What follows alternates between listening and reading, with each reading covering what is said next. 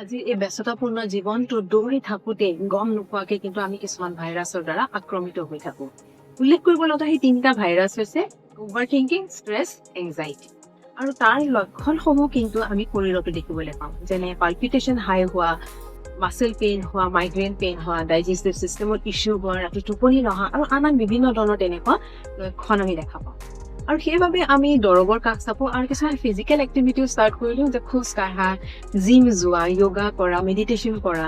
কিন্তু এইখিনি কৰাৰ পিছতো যেতিয়া আমাৰ জীৱনলৈ এটা চেলেঞ্জিং চিটুৱেশ্যন আহে, তেতিয়া কিন্তু আকৌ আমি আগৰ যিটো পেটাৰ্ণ তালৈ উভতি গুচি যাওঁ, যিহেতু আমি কেৱল তাৰ লক্ষণসমূহৰ ওপৰতহে কাম কৰিছো। এজোপা বিষাক্ত গছক যদি আমি মাৰিব বিচাৰো, তেতিয়াহ'লে গছজোপাৰ ডাল পাতবোৰ কাটিলেই গছজোপা মৰি নাযাব, যেতিয়ালৈকে আমি শিপাৰ পৰা তাক উঘালি নানো। ঠিক তেনেধৰণে আমি সেই ভাইৰাছৰ ৰুট কজটো আমি বিচাৰি উলিয়াব লাগে। মই যিহেতু এগৰাকী মেণ্টেল ৱেলনেছ কোচ, মই সহায় কৰোঁ সেই ভাইৰাছৰ শিপাডাল বাছি উলিয়াবলৈ আৰু সেই শিপাডাল কেনেকৈ উঘালি আনিব পাৰি আৰু নিজৰ জীৱনটো ভাইৰাছৰ পৰা মুক্ত কৰিব পাৰি কাৰণেও সমাধান দিওঁ। আপুনি যদি অনুভৱ কৰিছে যে আপুনিও তেনেধৰণৰ কোনো এটা ভাইৰাছৰ দ্বাৰা আক্ৰমিত হৈছে, তেতিয়াহ'লে আজিয়েই মোৰ লগত এটা 40 মিনিটছৰ one-on-one কল বুক কৰক আৰু এই কলটো বুক কৰিবৰ কাৰণে তলত দিয়া লিংকটো ক্লিক কৰিব।